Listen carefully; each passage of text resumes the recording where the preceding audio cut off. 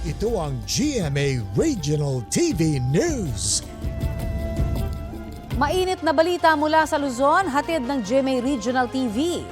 May namaril malapit sa isang checkpoint ng pulisya sa San Pablo, Isabela. Chris, may mga tinamaan ba at nahuli ba yung mga suspect? Tony, inaalam pa kung sino ang namaril sa mga barangay tanod na nakabantay sa checkpoint. Sa kuha ng CCTV, kita ang pulasa ng mga tao malapit sa PNP checkpoint sa barangay Dalena. Sunod-sunod na putok ng baril ang narinig noon. Sugatan sa pamaril ang 3 barangay tanod na nakabantay noon sa kubo malapit sa checkpoint.